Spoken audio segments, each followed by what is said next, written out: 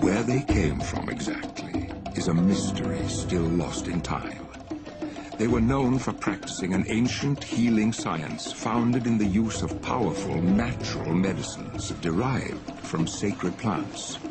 Venturing from island to island across the perilous seas over a course of centuries, stewards of the ancient gifts, they carried forth their treasures, planting and nourishing these wonders of nature, which would bless their lives and the lives of generations to come. Fenua, te fenua. Terai, e terai. E te atuai. Mai te mai te e hotu. Most prized and revered among the sacred plants received from the ancients was a peculiar fruit-bearing tree referred to as noni. Not a simple food staple, as were many of the plants born here by the early settlers, the precious noni was rather the quintessential secret to health and healing. Honored traditions stemming from before recorded time held that noni could relieve suffering and restore a man from weakness and pain. But this gift of the ancients was more than a curative to be used in times of distress.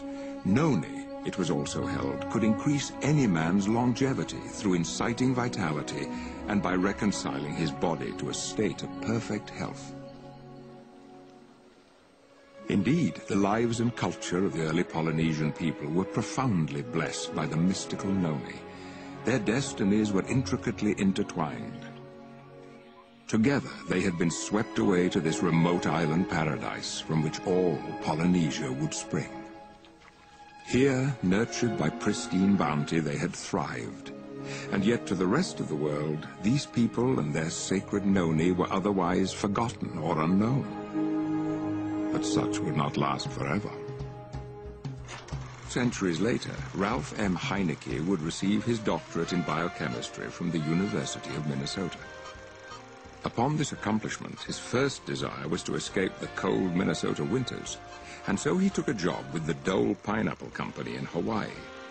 My assignment was to find application for the enzyme which I had to develop a method for producing from the pineapple stem. Here was this tropical island with many plants which I had never seen before, and among them was a strange green fruit called noni. And the Hawaiian people told me that was a very important medicine. Based on the findings of his research, Dr. Heineke would publish key articles in several scientific journals. Within only a few years, these articles would spark the interest of a man being led on his own journey of discovery. Through the initial discoveries of this fruit, I realized the great potential. And it was when I came across a paper by Dr. Ralph Heineke. He described in this paper the mechanism of how and why it works. Everywhere I went on the island of Tahiti, the most interesting things happened. The native Tahitians began telling me stories of the nono fruit, how it helped their grandmother or their grandfather, their aunt, their uncle. I learned that there was a super abundant supply of the nono fruit on the islands of Marquesas, nearly 1,000 miles away.